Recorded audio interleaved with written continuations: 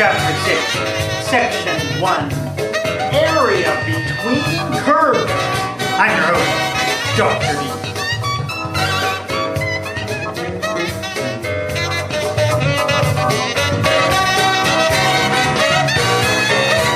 Okay, let's get going here. Hold on.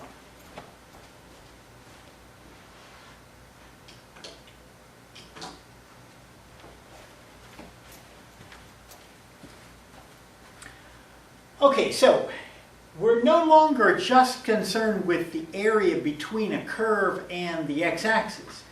We're talking about the area between one curve and another. So let's say we have a function f of x here in blue, then we have function g of x in red. We want the area in between f of x and g of x. In between, or I should say from x equals a to x equals b. So that area is going to be the integral from a to b of f of x minus g of x dx. Now, notice how that works. The integral of f of x dx is the area from the blue curve down to the x-axis. The integral of g of x dx is the area from the red curve down to the x-axis.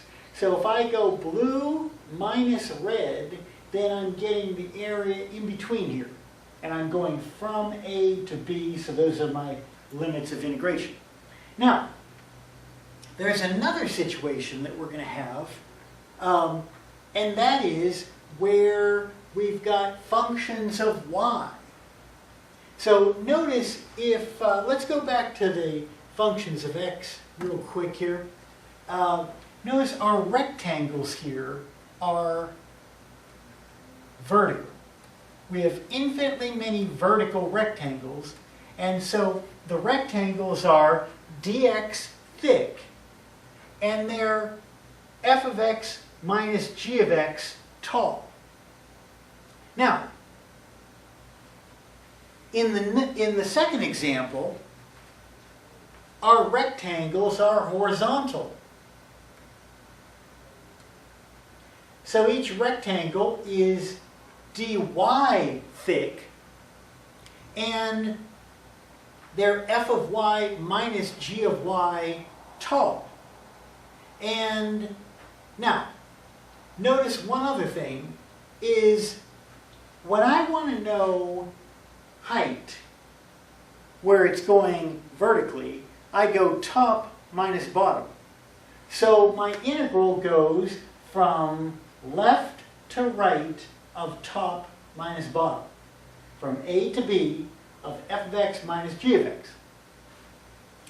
Now, if we've got functions of y, if I want to know the distance from g to f, then I have to go right minus left. Because think about what's on the right is larger than what's on the left. So if I want a positive value, I'm going to go f of y minus g of y. So I'm going, and the limits of integration go from bottom to top. So it's the area equals the integral from c to d of f of y minus g of y dy. Thickness of each rectangle, dy, and the height of each rectangle is f minus g, right minus left. And the limits of integration go from bottom to top. So it's either from left to right of top minus bottom, or it's from bottom to top of right minus left. Make sure you can go both ways here. Okay, let's try an example problem. So we've got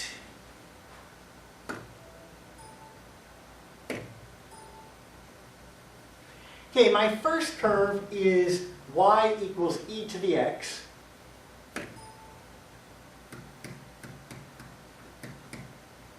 And my second curve is y equals x. And I'm trying to find the area from 0 to 1. So basically what I'm looking for is the area from here to here. So that's the area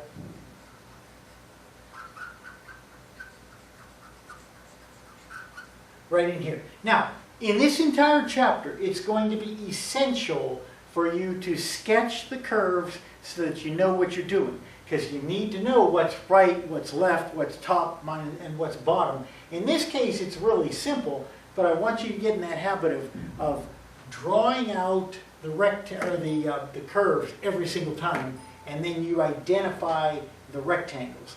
These rectangles are vertical, so they're going to be dx thick, and we've got an f of x minus a g of x.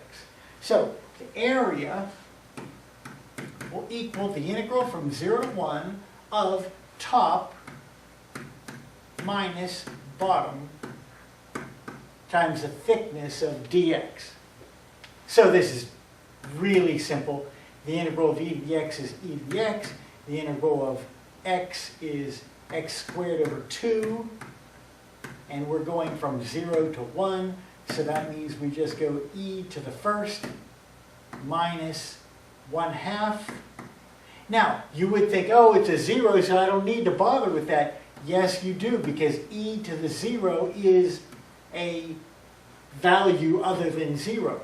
So we've got e to the 0, let's just say e to the 0 is 1, minus 0. Okay, so my total area is going to be e minus 1/2 minus 1, which would be e minus 3/2. And if I were to get a decimal approximation of that, no, we didn't bother with that. That would probably be handy just to have to compare. So we go e minus 1.5 is 1.218. So area is approximately 1.2. All right, now, if I look at this, I want to make sure that that's reasonable. Well, one block, 1 by 1, is 1. So basically this is an area of 1. And you can see that that's slightly more than that. So 1.2 is reasonable. Okay, cruising onward.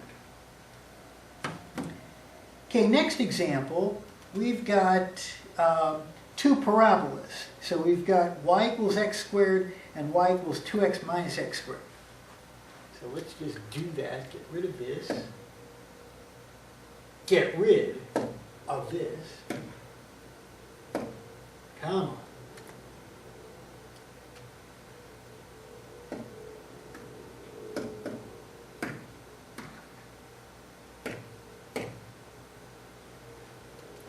It's not responding.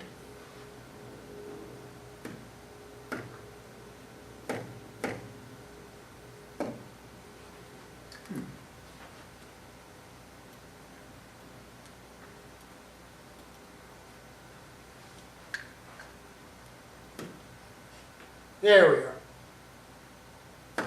Okay. So we've got the lower curve in blue is y equals x squared. And the upper curve in red is y equals 2x minus x squared.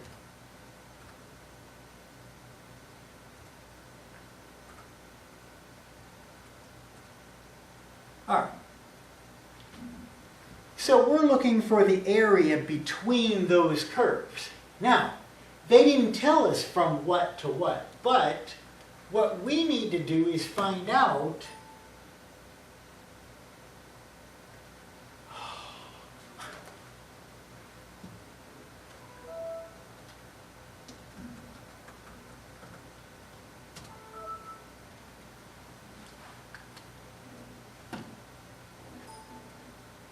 this is the area we're looking for. So we need to find out the limits of integration. In other words, we're going from x equals something to x equals something, and we need to find out what those somethings are. So how do we find out? Well, we set our two functions equal to each other. So we say 2x minus x squared equals x squared, and now I'm going to add x squared. Let's see, let's add x squared to both sides and subtract 2x from both sides. So we have 2x squared minus 2x equals 0, which means 2x times the quantity x minus 1 equals 0, which means x equals 0 or x equals 1. Those are the points of intersection. Now, it's obvious that that's what it looks like, but in order to know for sure, that's the only safe way to do it. So now, we want the area between there, so we're going to go area equals the integral from x equals 0 to x equals 1 of top minus bottom, which is 2x minus x squared minus the bottom, which is x squared, dx. Okay, so this gives us the integral from 0 to 1 of 2x minus 2x squared, which gives us 2x squared over 2, which is just x squared, and this is 2x cubed over 3. And we're going from 0 to 1, so this whole thing equals 1 squared minus 2/3 times 1 cubed, which equals 1/3. That is my area. And once again, we want to see that that makes sense, and so we look at this square one by one, and the green portion in the middle constitutes 1/3 of that entire square, and that's reasonable. So that's it, game over. All right, now,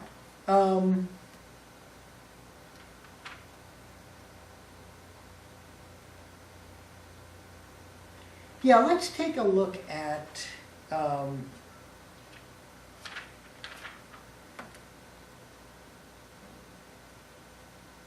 right, I just want you to see example 4.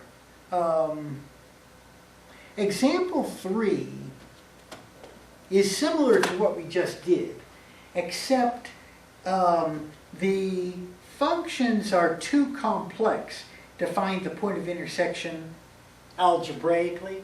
So what they're showing you that you do in example 3 is you plug it into your calculator and you get that second point of intersection. Then you do your integration, then you plug it in, and you're in the money. So that's it. Now we go on to example 4. Example 4 is not a function or not a pair of functions. You've got data for example 4. So we've got the velocity of car A and we've got the velocity of car B, and so if we want to know the area between those two curves, then what we're going to do is use the midpoint rule and basically look at rectangles between those curves. So we're given data at 0, 2, 4, 6, 8, 10, 12, 14, 16 seconds. So what we're going to do is make our first rectangle from 0 to 4. That gives us the midpoint at 2. And so you see that's what they're doing there is they're saying the first rectangle is going to be 4 wide and its midpoint will be 2. And then the second rectangle will be from 4 to 8, which midpoint is 6. And then the third rectangle is from 8 to 12, which midpoint is 12, or is 10. and then from 12 to 16, midpoint is 14.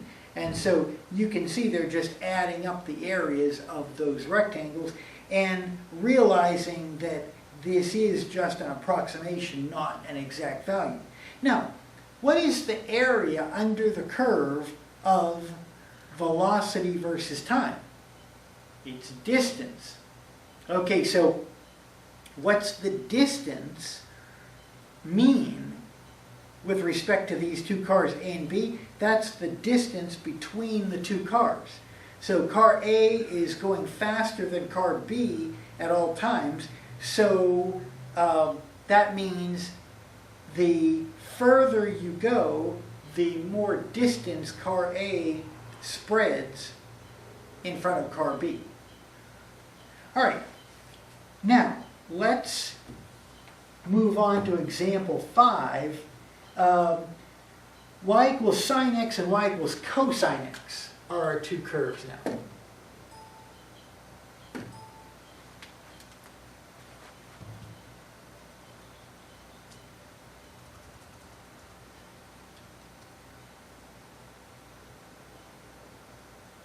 Let's see.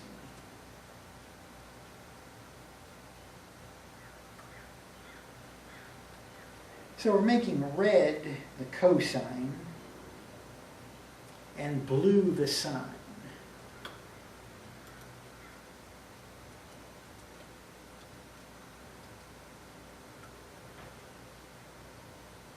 Okay, now we want the area between 0 and pi over 2.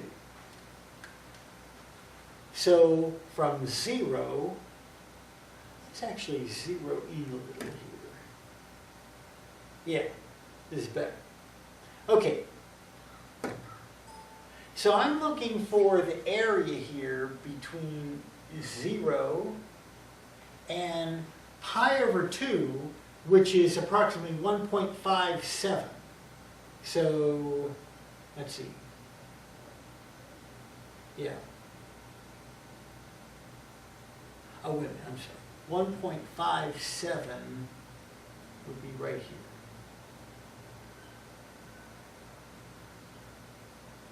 Okay, now, we're trying to get this area.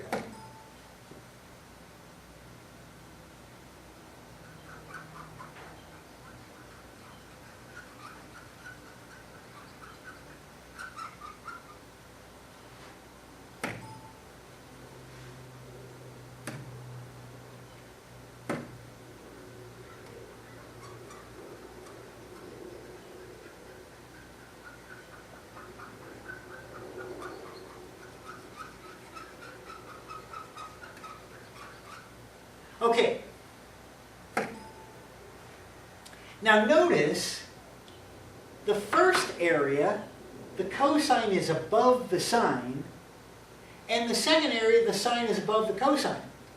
So we need to split this up into two separate integrations, and so we need to go from 0 to this point right here to pi over 2, which is right here. Now, what is the point that sine and cosine meet? Well, hopefully that doesn't take you long to figure out. But how would we figure it out? Well, we would say, where does sine equal cosine? Well, a couple different ways to do this. One thing I would say to do is just divide both sides by cosine. So we have sine over cosine, which is tangent, equals cosine over cosine. Well, where is tangent equal to 1? That's at 45 degrees? No! See, we don't talk about degrees here. We're talking about radians. So this is where x equals pi over 4. The other thing you could say is, where is sine equal to cosine at pi over 4? Because sine of pi over 4 is square root of 2 over 2, and cosine of pi over 2 is also square root of 2 over 2. So this is pi over 4 right here. Okay, so our area is going to equal the integral from 0 to pi over 4 of top minus bottom, which is the cosine minus the sine. Now that's my green area. Now I want the area from pi over 4 to pi over 2 of top minus bottom, which in this case is sine minus cosine.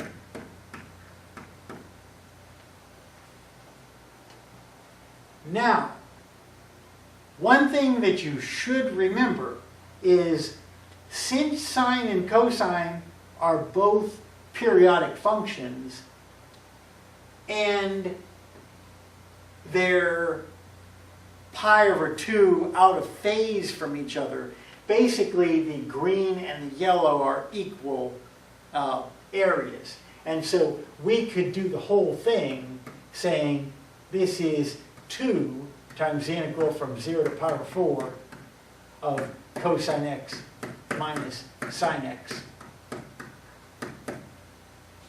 Now if we did the top, we would come out with the exact same thing, but to save time and effort, we just go take the green and just double it, and I know those are equal areas. So I end up with the integral of cosine is sine, and the integral of sine is negative cosine. So this would be minus a negative cosine from 0 to pi over 4. Okay, so we plug in our pi over 4 and we get 2. Let's see. Yeah, cosine 0 is 1, so we have to do this whole thing. Okay, so we've got 2 times the quantity. Now we put pi over 4 in, so sine of pi over 4 is square root 2 over 2. And cosine of pi over 4 is square root 2 over 2. Now we go minus sine of 0 is 0, and cosine of 0 is 1.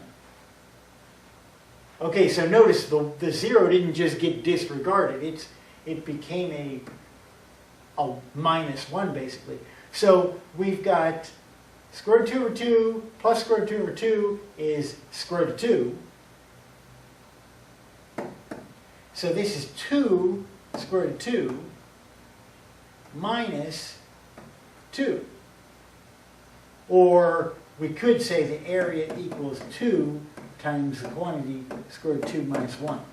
Either way. Now, let's get a decimal approximation here.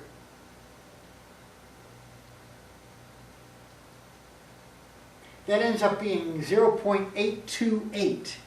So 0.83.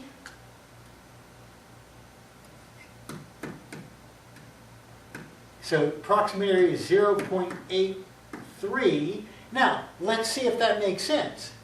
Notice, here's the 1 by 1. Let's see if yeah, 1 by 1 is from here to here. So there's one square unit right there. Now, green plus yellow being 83% of that block, I could buy that. So that's it, game over. Okay, now, take a look at example 6. Yeah, this is excellent.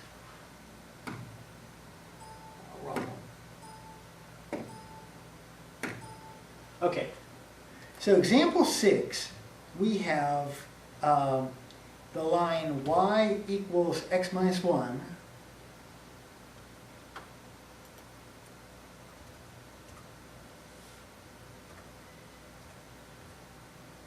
And we've got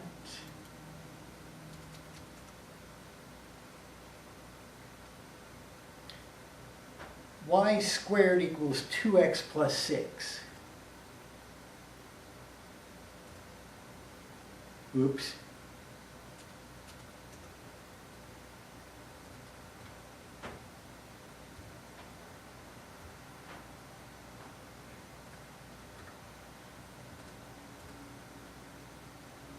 Okay, and we want to move in a little bit here. Yeah, let's just move in until we can see what we're dealing with. Oh, I'm sorry, move out. Still not quite close enough. I don't see the intersection up on top. So one more. Bam! There we are. Okay, so we're looking for this area in here.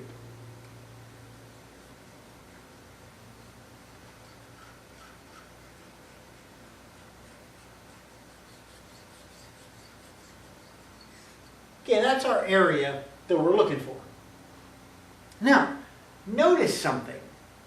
Can we get this area by vertical rectangles? Notice if I use the rectangle from here to here, that's fine, here to here, here to here, we're doing good. So, because the top is the blue and the bottom is the red, so I'm going blue minus red, and I keep going. Okay, now all of a sudden I'm wrong here because I'm not going blue to red anymore, I'm going blue to blue. Notice everything from basically there back is blue to blue.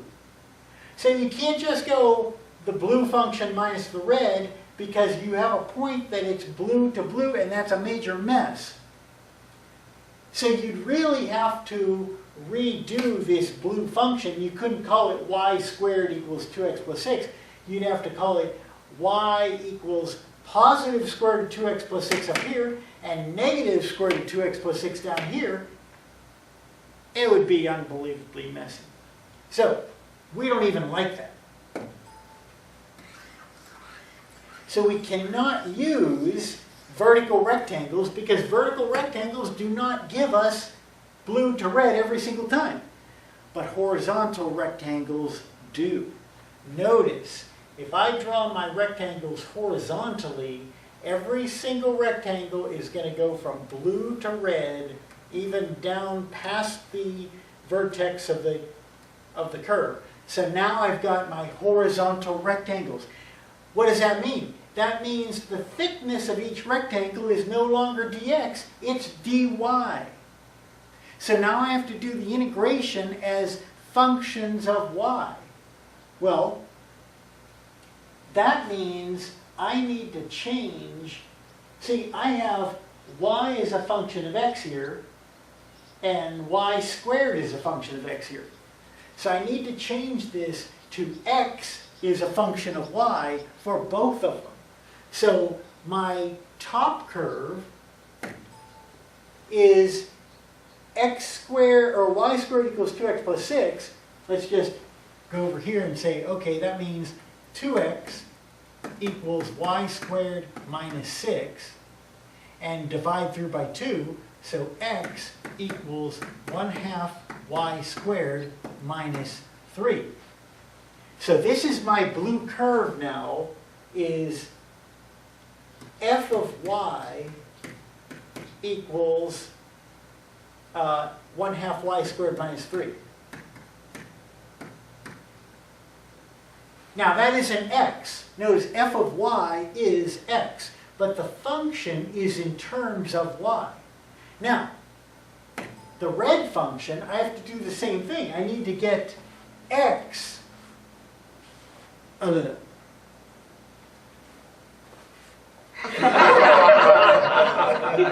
Okay, so what I do is I just add 1 to both sides. So now x equals y plus 1. So that means my red function then is f of y equals y plus 1. Now what I want is the area in between, so I need to go from bottom to top. Okay, where is the bottom and where is the top? Well, this is my bottom value. This is my top value. So this is the C. There's my C. And this is the D. We need to figure out what C and D are in order to do this integration. How do we do that? Same way we found out what A and B are. We just set the functions equal to each other and solve for y this time. So what we do is we say 1/2 y squared minus 3 has to equal y plus 1. That means 1/2 y squared minus y minus 4 equals 0, or y squared minus 2y minus 8 equals 0. Or y minus, let's see, what are we doing here? Yeah, y minus 4 and y plus 2 equals 0. That means y equals 4 or y equals negative 2. Well, there's the point right here. Y equals negative 2. And the point up here is y equals 4. So now I need the area of this section, and we're going dy. So I don't have room for this anymore, so we just have to get rid of it. And now I'm going to go area equals the integral from bottom to top. Integral from y equals negative 2 to y equals 4 of right minus left. Now this is kind of tricky because you're so used to going top minus bottom that you're thinking it's blue minus red. It's not. It's right minus left, because remember, the right is larger than the left. So right is my red function minus the blue function. dy thickness. Okay, so this equals the integral from negative 2 to 4 of negative y, or negative 1/2 y squared plus y, then plus 3 plus 1 is plus 4 dy. Okay, so this equals negative 1/2 y cubed over 3, so that makes negative 1/6 y cubed plus y squared over 2 plus 4y from negative 2 to 4. So I put my 4 in, I put my negative 2 in, I subtract them, and I end up with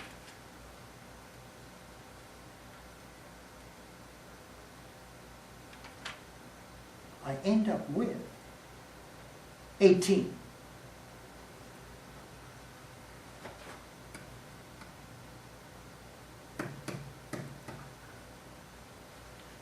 And if you look at this, this is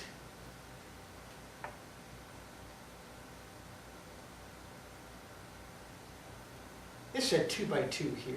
So if we go 4 by 4, let's just put 4 by 4 is here to here. Oops. There's a 4 by 4 square here. That's 16 square units. Now, this is 18 square units, so this does look about 2 more than that. So that's definitely ballpark. So it works out. Okay.